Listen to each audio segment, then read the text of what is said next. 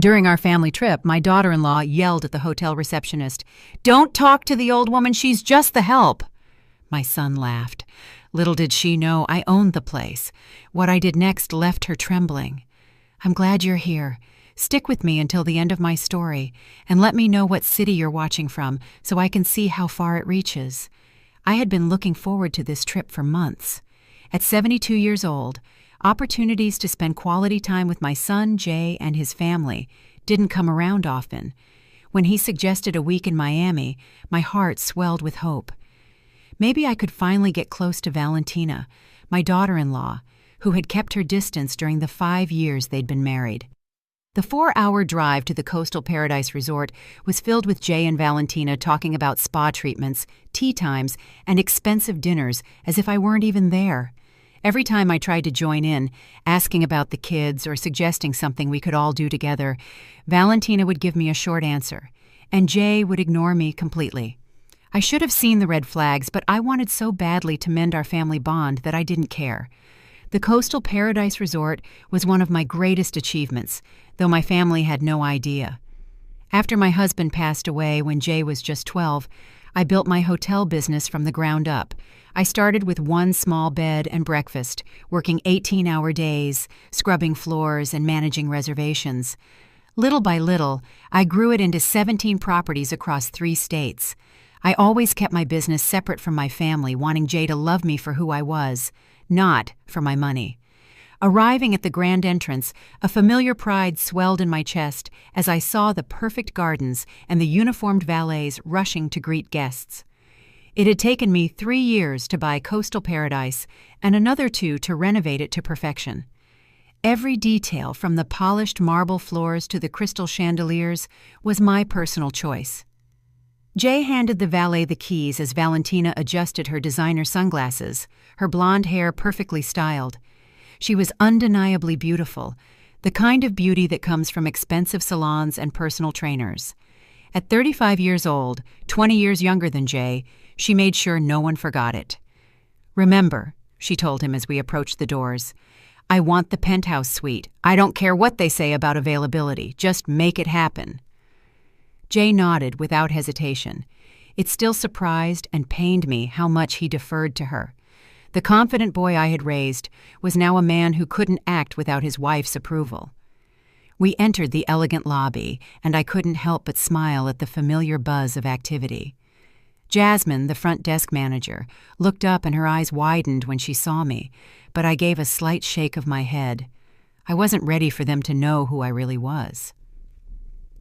"Good afternoon," Jasmine said warmly but professionally. "Welcome to the Coastal Paradise Resort. How can I help you?" "Reservation under Carter," Jay replied. "We should have the penthouse suite." Jasmine's fingers flew across the keyboard as she checked. "Here is your reservation, Mr. Carter. It's confirmed for our Coastal Paradise Deluxe suite, but the penthouse is booked for your entire stay." I watched Valentina's face harden, her jaw tightening and her eyes glinting with irritation beneath her flawless makeup. "That's unacceptable," she snapped. "Do you know who we are? I specifically requested the penthouse when we made this reservation." Jasmine remained calm, though her shoulders tensed slightly. "I apologize for any misunderstanding, Mrs. Carter. The deluxe suite is lovely and it has a private balcony." "I don't want to hear about some second-rate room," Valentina interrupted, raising her voice enough to make other guests turn and stare. "I want the penthouse and I want it now."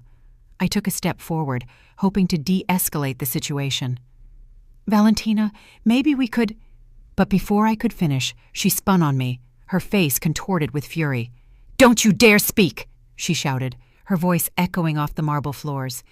"Jasmine, or whatever your name is, just ignore whatever this old woman says. She's not important. She's just the help we brought with us." The conversations in the lobby stopped. My cheeks burned as the humiliation washed over me. But she wasn't done. "Don't talk to the old woman," she shrieked, pointing at me as if I were a piece of garbage. "She's just the servant, the nanny. Don't waste your time on her." I stood there, frozen. My mouth was dry, and my heart pounded so hard I thought it might burst through my ribs. In my 72 years, no one had ever spoken to me with such venom, with such utter disrespect, and never in front of strangers. But what came next cut even deeper. Jay threw his head back and laughed, not an uncomfortable laugh to ease the tension, but one of genuine amusement, as if watching his wife tear me down in public was the funniest thing he'd ever seen. "Oh my goodness, Valentina," he said, wiping a tear from his eye. "You're terrible, but you're not wrong. Mom, just let us handle this, okay? Go sit down somewhere." The betrayal hit me like a physical blow. This was my son, the son I raised alone, who I worked myself to the bone for, who I sacrificed everything for just to give him a good life, and he was laughing at my humiliation. Jasmine's face had gone pale, a mix of surprise and sympathy that only made the sting worse. All around the lobby, I heard whispers and saw people pointing. Some were holding up their phones, no doubt recording every second of this mess.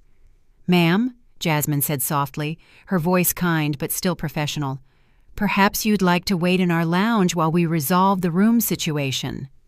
Before I could answer, Valentina let out a loud theatrical sigh.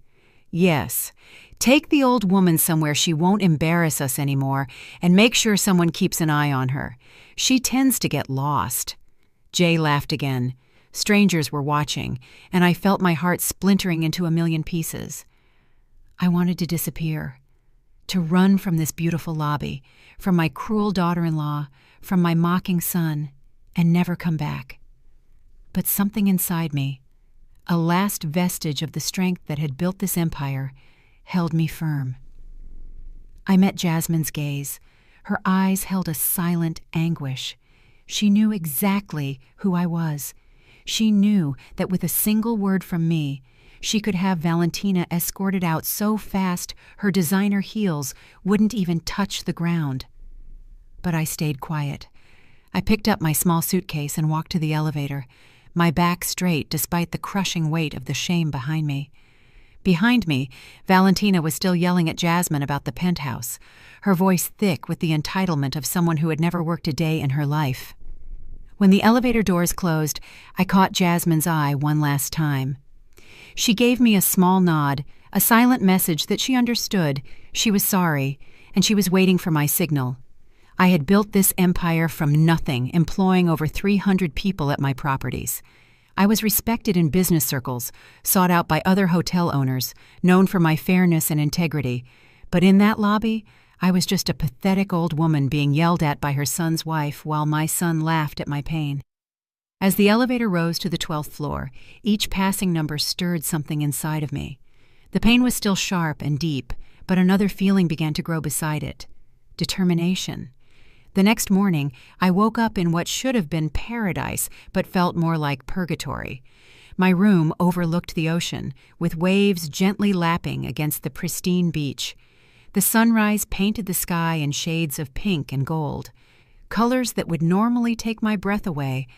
But I felt empty, as if someone had hollowed me out and left only a shell. I had barely slept. Every time I closed my eyes, I could hear Valentina's mocking voice. "She's just the help." Jay's laughter replayed in my head as I wondered if I could have handled things differently, though deep down I knew the real problem wasn't my reaction. The truth was, my own family treated me like I didn't matter.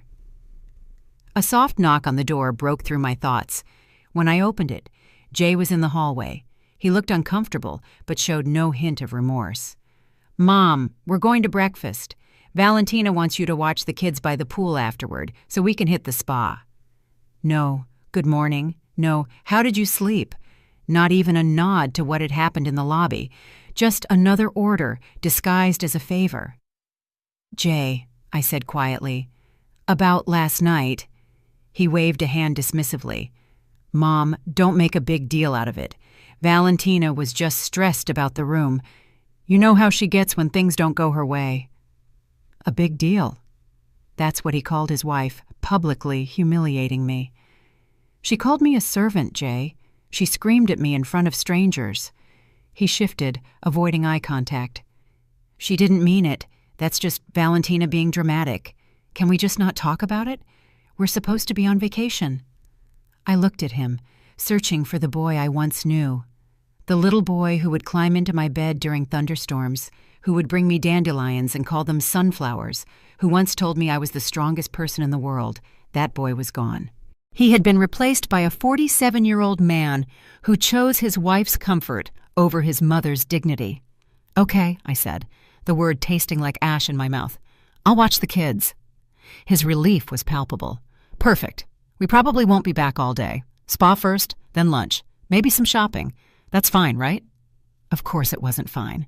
I had imagined this trip as a time for family, to get to know my grandchildren and feel like I belonged. Instead, I was being reduced to an unpaid nanny. But I nodded. Saying no would only cause a scene, and I had learned long ago that keeping the peace was more important than speaking up. The dining room was filled with vacationers enjoying their meals. Valentina had managed to get a table by the window, the best spot in the house, and she was already barking orders at the staff as if she owned the place. "I want fresh squeezed orange juice, not that junk from Concentrate," she told our waiter. A young man named Terrell I remembered from other visits. "And make sure those eggs are cooked exactly 3 minutes, not a second more or less." I could see Terrell trying to maintain his composure, but the tension in his eyes gave him away. I had trained my staff to provide top-notch service, but Valentina was testing even their patience. My grandchildren, Zuri and Deshawn, ages 8 and 10, were sitting silently at the table, eyes glued to their tablets. They barely looked up when I approached. "Good morning, sweetie," I said to Zuri, reaching out to tuck a stray piece of hair behind her ear. But Valentina's hand shot out, stopping me. "Don't touch her hair. It was just styled yesterday, and I don't want it to get messed up." I pulled my hand back as if I'd touched a hot stove. Zuri didn't even look up from her screen. "Kids, say good morning to Grandma Renee," Jay mumbled, sounding bored. "Morning," they said in unison, still focused on their devices. I sat in the only remaining chair, the one with its back to the resort view. Valentina had made sure the best seats were for her family, leaving me the leftover one, as if I were an afterthought.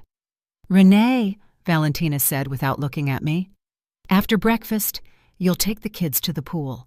Make sure you put sunscreen on them every hour.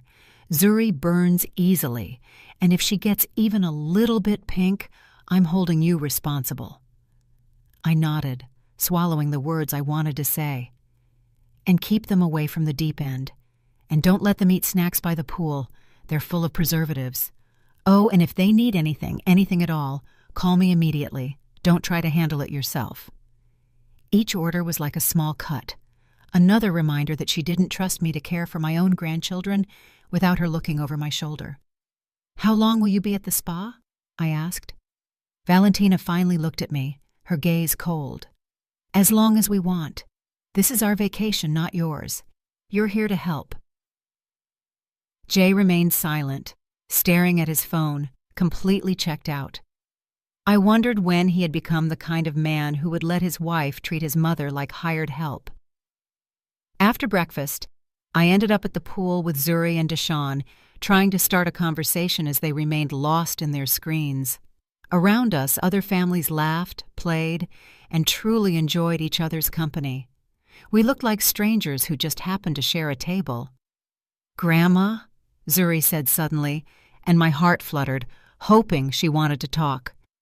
"Mom says you used to clean houses for rich people. Is that true?" The question was a slap in the face. I had worked hard my entire life. I had never cleaned a house for anyone. I had built my own empire from scratch. I had created jobs for hundreds of people and earned respect in a male-dominated field. And still, in Valentina's twisted version of my life, I was nothing more than a servant. "No, sweetie," I said softly. "I'm a business owner. I build hotels." Deshawn looked up from his tablet for the first time all morning. "Mom says you make up stories about being important because you're ashamed of being poor." The cruelty of his words stole my breath. Valentina hadn't just humiliated me in public. She had also been poisoning my grandchildren against me, filling their heads with lies so they would see me as a pathetic, delusional woman. Your grandma is not poor, and she doesn't make up stories, I said, keeping my voice firm. Zuri just shrugged. That's what Mom says. She says you live in a tiny apartment and pretend you're rich to make yourself feel better. In reality, I lived in a penthouse overlooking the bay that was worth more than most people's entire net worth.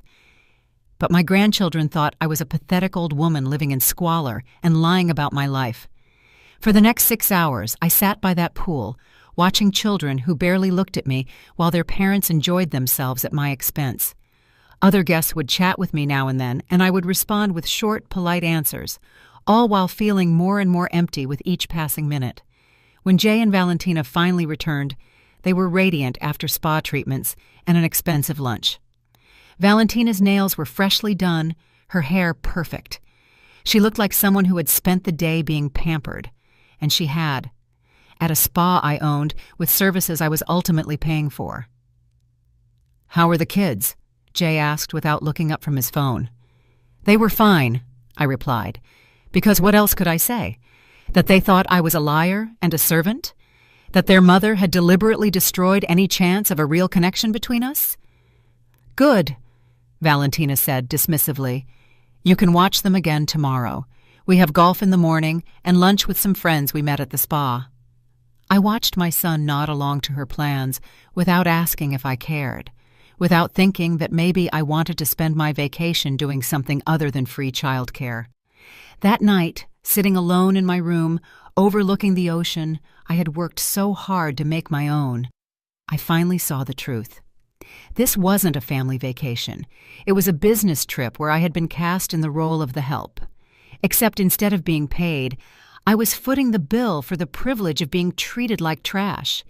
But as I sat in the dark, listening to the waves crash against the shore, something inside me started to shift. The pain was still there, deeper than ever. But now it was joined by something else. Pure, sharp anger.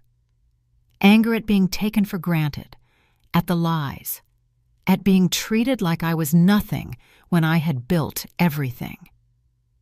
As of tomorrow, I decided, things were going to change. The third day of our vacation started just like the first two, with Valentina dictating my to-do list while Jay sat by, nodding along like a compliant assistant. This time, they had a day trip planned to a nearby wine country, and I was to stay with the kids. "Make sure they have lunch at exactly noon," Valentina said, carefully applying lipstick as if performing delicate surgery. "And Zuri gets cranky when her sugar drops, so have the granola bars I packed ready." I wanted to remind her that I had already raised one child, that I knew how to take care of kids, but I'd learned that standing up for myself only led to longer lectures and more subtle put-downs. "We'll probably be back around 6, Jay added, without looking up from his phone. "Maybe later if traffic's bad." As they got ready to leave, I overheard Valentina on the phone, using that fake, syrupy sweet tone she used when she thought she was being clever. "No, we can't do dinner again tonight. I'm stuck with the kids. I know it's ridiculous, but it's just for a few more days. Trust me, once this is all sorted out, we won't have to deal with this anymore." A chill ran down my spine. The way she said, "once this is all sorted out," didn't sound like she was just talking about the vacation ending. After they left, I took the children to the hotel's kids club, a program I had created myself to give families more flexibility during their stay. The counselors were amazing with Zuri and Deshawn, and for the first time since we'd arrived, I saw them laugh and play with other kids their age. With a few hours to myself, I walked around the property. It had been years since I had seen my hotel from a guest's perspective instead of an owner's, and I wanted to get a real feel for how things were going. That's when I overheard the conversation that changed everything. Walking past the pool bar, I recognized voices coming from one of the private cabanas. Jay and Valentina were supposed to be at the wineries, but there they were, hidden behind the curtains, talking in hushed tones with another couple I didn't know. "The thing is," Valentina was saying, "she's getting old, and old folks don't live forever, if you catch my drift." A woman I didn't recognize laughed. "Valentina, you're awful." "I'm just being practical," Valentina responded. Jay's an only child, so we're going to get everything eventually. The only question is, how long will we have to wait? My stomach dropped. I moved closer, hiding behind a large palm tree. And what about Mrs. Renee? The unknown man asked. Doesn't she have any money of her own? Then I heard my son's voice, the voice I had once trusted completely. My mom? Nah, she's poor as a church mouse. She lives in a little apartment, scraping by on Social Security. I've been helping her out for years. The lies flowed from his mouth so smoothly, I wondered how long he had been making them up. I lived in a $5 million penthouse, earning more each month from my investments than most people made in a year. But in Jay's twisted version of the story, I was a burden he generously supported. That's why this trip is so annoying, Valentina continued. We have to drag her everywhere because she can't afford anything on her own. It's like having a pathetic pet you can't get rid of. The other woman made a sound of pity. How awful for you. And I bet she thinks you'll take care of her when she gets really old and sick. Over my dead body, Valentina said with a malicious laugh. As soon as she needs any real care, she's going straight into a government-run home. I'm not turning my house into a retirement home for some useless old woman. I leaned against the palm tree to keep my balance. They weren't just talking about letting me die naturally. They were planning to get rid of me the moment I became an inconvenience. But Jay's next words were the ones that shattered me. The funny thing is, she still thinks she's important, he said, his voice filled with cruel amusement. She tells these crazy stories about owning businesses and being successful. It's almost sad how delusional she is. Early onset dementia? The unknown man asked. Maybe, Jay said. Or maybe she's just desperate to believe she matters. Either way, it's embarrassing. Yesterday, she even told the kids she owns hotels. Hotels! Can you imagine? They all laughed, and the sound cut through me like shards of glass. Well, Valentina said, at least we won't have to listen to her crazy stories for much longer. I give her maybe 5 years, 10 at the most, and then we'll finally be free to live our lives without pretending we care. A useless old woman who never did anything with her life. I stood there, behind that palm tree, feeling my entire world collapse. This wasn't just a casual conversation about an unfortunate relative. It was my own son and his wife discussing my death as if it were a long-awaited vacation. The best part, Valentina added, is that she's so grateful for any attention we give her, like this trip. She really thinks we invited her because we wanted her to come. She has no idea we only brought her along so she'd watch the kids and we could go have fun. More laughter, more casual cruelty. Does she even contribute to expenses, Brenda? The other woman asked. Are you kidding me? Valentina scoffed. She's completely useless when it comes to money. Jay covers everything, her food, her utilities, even this trip. She's nothing but a financial drain on us. Another lie. For years, I had been helping Jay out financially, covering part of his mortgage, paying for his kids' private school. I even bankrolled Valentina's shopping sprees. The credit card statements that came to my address were astronomical, and yet I paid them without complaint, thinking I was supporting my family. The only good thing about having her around, Jay said, is that she's a decent nanny. Free childcare, you know. She's so desperate for our approval, she'll do anything we ask. It's kind of funny, actually. It really is, Valentina added. Watching her try so hard to make us like her, bringing the kids expensive gifts. She always... I stumbled back, my hand flying to my mouth to stifle a sob. The lies were a betrayal, but hearing them discuss my life as a pitiful joke, a burden to be discarded, was a knife to the heart. This wasn't just about money or respect. This was about a complete lack of humanity. They weren't just taking my money, they were taking my dignity and my legacy and turning it into something ugly and worthless. My mind raced back to that first night in the lobby. I had been so filled with shame that I didn't want to expose them. I had wanted to protect Jay from the embarrassment of his wife's behavior, but now I realized he was in on it. He was the one who had made me the butt of the joke. He was complicit in my humiliation, and he was okay with it. I had been so proud of my accomplishments, so proud of the life I built for my family. But they had turned my hard work into a punchline.